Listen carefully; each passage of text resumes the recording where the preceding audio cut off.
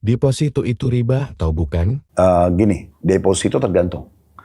Islam rincikan lagi tuh. Pada saat saya deposito di satu instansi, ini uang diapakan? Putarnya butuh dirincikan lagi. Karena dalam Islam ada namanya halal dan haram. Oke. Dia putar di mana nih? Halal atau tidak? Dalam Islam itu kita nggak bisa sembarangan. Misalnya, kan patokannya agama nih. Orang Muslim selalu dipandu dengan agamanya. Dan mungkin juga Kristen dipandu dengan agama. Kan itu kan kayak panduan hidup ya. Iya, benar. Kayak ada satu judul di atas kepala kita, agama. Agama itu kan pengontrol tuh. Mana makanan, mana minuman, mana pergaulan, mana pendapatan yang boleh dan tidak boleh. Nah itu agama. Nah itu kan keyakinan kita. Nah agama itu mengontrol seperti itu. Itu harusnya kita tanya. Sekarang deposit kan dana kita ditahan. 6 bulan, 1 tahun, ya kan? Itu lagi nih, kenapa perbankan syariah lahir? Karena untuk mempertegas akad-akad ini. Kita bisa tanya, saya mau deposit uang saya 100 juta. Ini diputar di mana?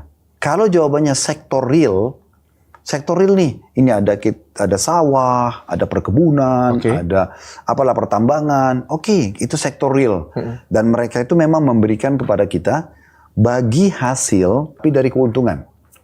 Dalam Islam dia juga bisa masuk dalam bab riba, dok. Dok, kalau misalnya gini, dokter investasi sama saya 100 juta.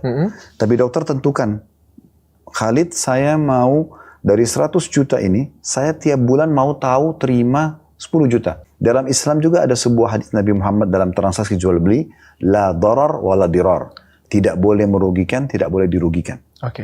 Kalau misalnya dokter tadi investasi ke saya, Khalid ini 100 juta saya investasi ke kamu, saya mau tiap bulan terima 10 juta. Ini ada darar atau dirar di sini. Bisa merugikan atau bisa dirugikan. Karena bisa saja keuntungan saya mungkin 50 juta. Dokter dirugikan. Kenapa saya cuma kasih 10 juta? Atau malah sebaliknya. Mungkin saya hanya dapat 5 juta. Tapi karena saya butuh modal 100 juta itu, saya terpaksa ambil.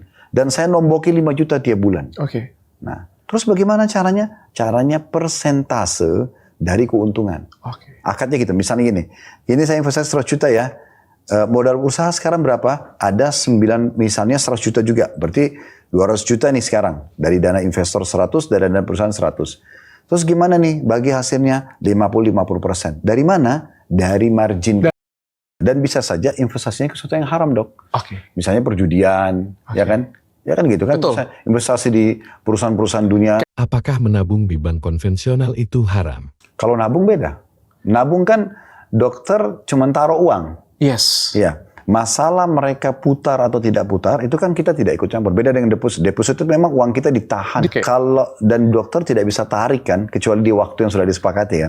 Misalnya 6 bulan baru bisa ditarik. Tapi kalau tabungan, hari ini saya butuh duit, detik ini saya tinggal ke ATM, tarik, selesai. Tapi dokter nggak ada akad dalam tabungan itu untuk ikut investasi, nggak ada. Saya cuma nabung. Akad saya nabung, saya taruh. Makanya dalam 24 jam saya bisa tarik uang saya. Deposit itu jelas.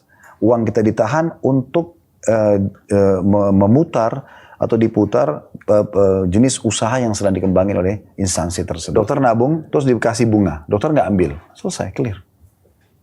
Ya kan? Sebab saya tidak ikut investasi, saya cuma nabung kok. Tapi karena perbankan mungkin rasa terima kasih dia memberikan bunga di situ, oke, dia kasih silakan. Tapi orang Muslim tidak akan ambil. Kalau Muslim ditanya, mereka tidak akan ambil bunga bank itu. Mereka tidak akan ambil. Kalaupun ada mengambilnya, mereka tidak boleh dalam fatwa ulama Muslim, nggak boleh mereka pakai untuk kebutuhan pribadi. Tapi mungkin fasilitas umum, kayak misalnya jembatan, dia nggak boleh ke tempat ibadah, kayak masjid itu nggak. Tapi dia misalnya WC umum, jembatan, sumur yang dipakai oleh banyak orang, itu silakan saja. Cuman perlu digarisbawahi, ini nggak berpahala. Karena dasarnya sesuatu yang haram, kalau dikeluarkan di jalan Allah, dia tidak ada pahalanya.